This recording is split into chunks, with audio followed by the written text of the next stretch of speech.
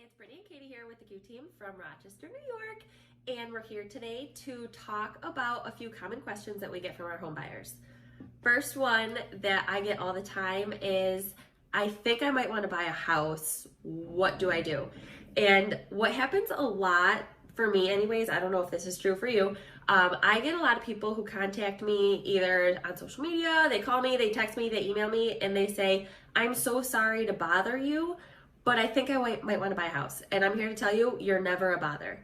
This is our job. This is what we're here to do. We want to help you, and we know that a lot of the time you have no idea where to start or what to do first, and that's what we're here for. So don't be afraid to reach out to say, I think I might want to buy a house. Can you help me with where to start or what that process looks like?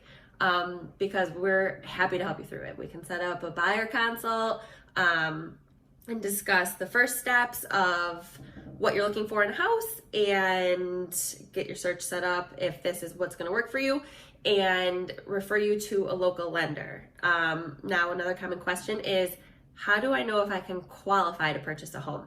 Yeah, so I can speak to that a little bit, and I also get the exact same thing from my friends, my family members, people that have never gone through this before, especially, that they are like, we don't know where to do, we don't know where to start. Like, they reach out to us because that is exactly what we're here for. It's, no obligation, you don't have to feel bad about reaching out to us, because we're here to just, kind of guide you through, and we really like to sit down and kind of talk through that process and what that looks like, and how to really go through with, especially being a first-time buyer, what the heck to do. And especially if it makes sense for you. It might not be the time for you, it might not be the best decision for you, but that's what we're here for, is to help you figure out if this is the right move and to take the steps in order that you need to put yourself in the best situation to continue the process. So oftentimes that is speaking with a lender, yes. A local lender. So, first home base is to come to your realtor and say, all right, this is what I think I want to do. Can you kind of help me with the next steps on what to do? Mm-hmm. The first thing that we usually do is pair you up with one of our lenders that would be a good fit, that might have the best programs out there, the best options for you, and really talk through what your qualifications are, what your budget is, and kind of nail down all of those things to help mold a mortgage financing option that is really going to be the best fit for you. So the first thing that we usually do is sit down with that mortgage lender and discuss what you're pre-qualified for. A lot of times I tell people, you might be pre-qualified for a heck of a lot more than you actually want to pay. Mm-hmm. So someone might come in and say, yeah, you're qualified for a $300,000 house. And then people are like, oh, that's awesome. Mm-hmm. But then we kind of discuss, all right, well, what is your monthly budget? What are you paying for rent right now? What are you paying for your current mortgage right now? Where do you feel comfortable with that monthly payment? Mm-hmm. So we discuss, what are all your expenses? What are all your bills? How much money do you want to have left over to go on a trip or buy your groceries? Yeah, exactly. You can go. Oh, so another one is if somebody comes to us and they say, what if I don't have perfect credit? That's what the lender's for. They're going to pull your credit, they're going to go through everything, and they're going to see if your credit score can fall within one of their programs. If it can, they're going to tell you what program that is, what that looks like, what your interest rate could be, what your monthly payment looks like for the budget, or for what you're qualified for, and they can also equate what you want to spend into a purchase price. If your credit is not where it needs to be, it's also a good thing to talk with the lender, because they can help you get your credit score back up to where it needs to be so that you can qualify for a loan. So sometimes there's things on your credit that aren't yours. There might be a collection that was misplaced on your credit and it doesn't belong to you. So they can help you dissect your credit report and see what makes sense to tackle first to get your credit score back up to where it needs to be to get a loan if that's what you want to do.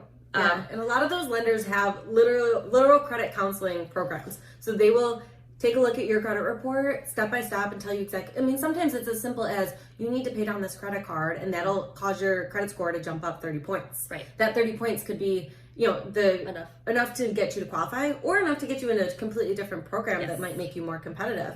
So, there are different mortgage options out there. Some are more competitive than others when you're making an offer. So our job is to really fine tune what you can qualify for right now, and then what your options are, because if we can get you in a more competitive spot, then we're absolutely going to do so, especially in this crazy market that we've been in. Right. So what if somebody doesn't have a lot of money? Well, that is a great question because that is usually what the biggest thing for first-time home buyers is. They come in and they're like, well, I only have, maybe a little nest egg that I've saved up. I've been paying my student loans. That's a big one. Yeah. I've been, trying to save, but I've only been working for a couple of years. I haven't had that much time to save a lot of money, but I feel like I'm financially ready to be able to afford a house. Yep. So that's where we discuss what all of those options are. There are grants out there. There are different programs, different mortgage options that have low percent down payment options that can really lessen the amount of money that you have to come up with. So we wanted to talk a little bit also about, kind of what is that big cash to close term that you may have heard or may hear, or that down payment. What the heck do I need to spend on a down payment? Do I need 20% down? You don't. Fun fact, you don't need 20% down to buy a house. So when you speak with the lender, they're going to go over what your monthly payment looks like for the amount of house that you want to purchase and what your closing costs look like. So your closing costs are going to include your property taxes. They're going to include bank fees. They're going to include title insurance. They're going to include your down payment. So when you see that huge number, it's going to be a huge number likely. That doesn't mean that's everything that you need to bring to closing. That is what your total closing costs are going to be to purchase a house at this price point with these taxes. But there are ways, like Brittany was talking about, with grants, lender credits, seller concessions, that you can get those closing costs down into a range that you might be able to afford or you might be more comfortable affording. And also another question is, what does my mortgage payment include? What is everything that's in that payment that I'm going to be paying each month? What does that go towards? Yeah, so when you have a mortgage payment, a lender will break that down for you. And the biggest chunk of that mortgage payment is usually your principal and your interest. So your principal is the actual amount of the loan that you're getting that you're paying down. So that includes, if you buy a $100,000 house, your principal is going to be lessening that $100,000 loan, or 97 or whatever the loan amount is, lessening that every month. Yep. The interest portion is what you are going to be paying to the lender in interest every single month. Mm-hmm. So that is just kind of, a fee, a cost of having to borrow money.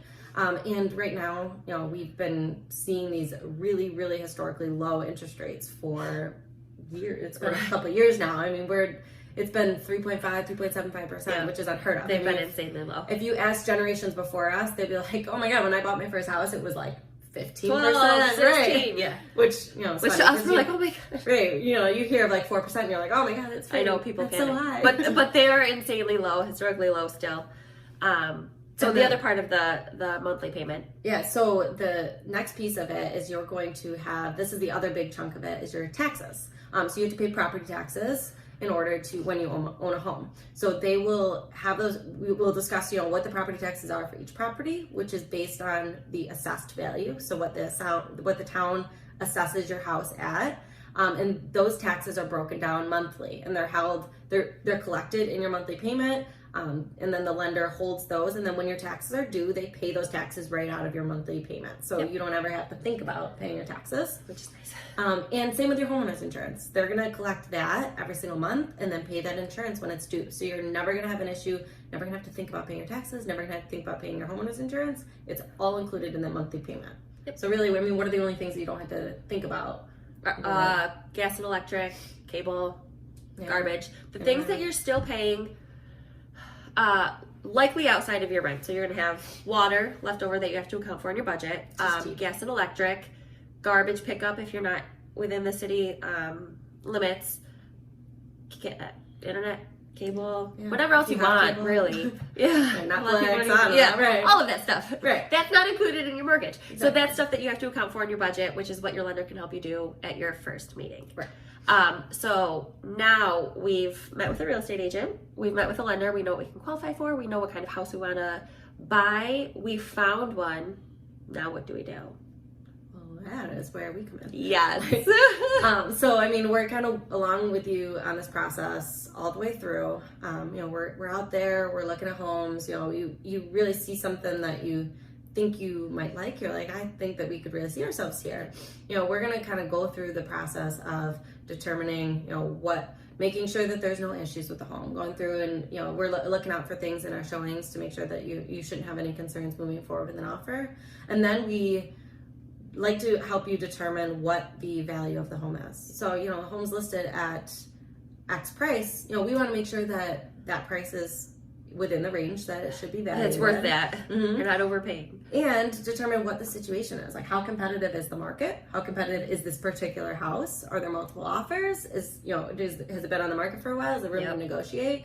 And then kind of from there, we can help you determine an offer, which, you can speak to a little bit about kind of how we help them determine what that offer is and the terms. And so what we do is there's no magic system that I can type in an address and say this is what the house is worth, because it depends on the market. Like Brittany said, it depends on the upgrades that it has.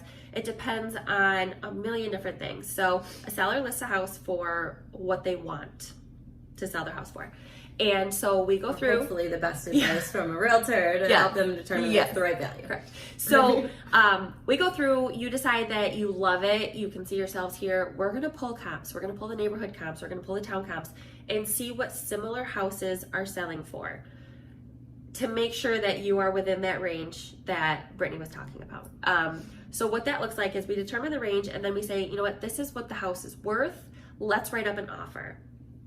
The offer paperwork is your purchase price, your mortgage terms, if you want to do an inspection. We help you through all of that offer paperwork, and then we submit it to the listing agent, and we tell them how great you are and how strong you are of a buyer, and we hope that if we're in a multiple offer situation that we've put our best foot forward and that we win it. And so, you know what, it doesn't always happen. You don't always get the house that you think is your dream house. You don't always get the first house that you write an offer on, but that's okay. I know. It happens. I will tell every single buyer, that's the hardest phone call to make, because we make a strong offer. We put together our strongest, most competitive offer possible, and the listing agent calls us and is like, you know what, there was a better offer for XYZ reasons. Yeah. That's the hardest phone call to make, but I will tell you 10 out of 10 times when we talk to a buyer and we have that discussion of like, listen, it didn't work out for this one.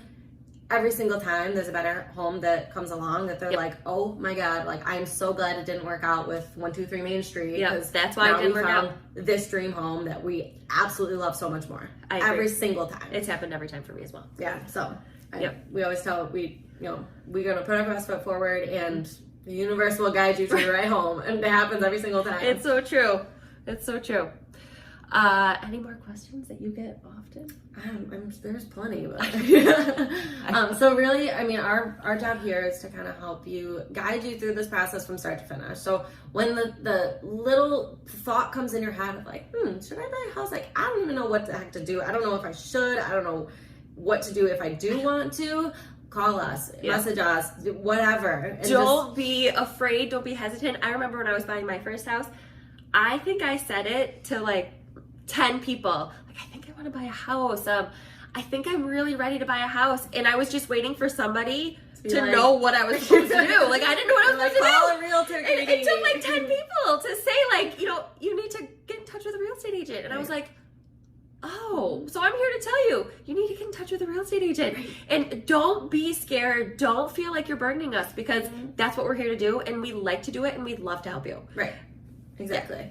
So, we hope you at least got a little bit of useful information. And if you have, any questions on anything that we talked about, don't hesitate to reach out.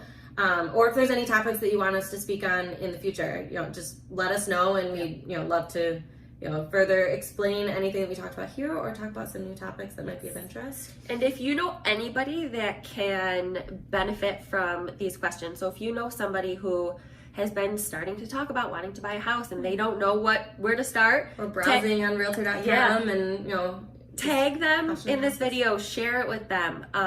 We want to help them. We want them to know that they're not alone. Nobody knows where to start when it's your first time.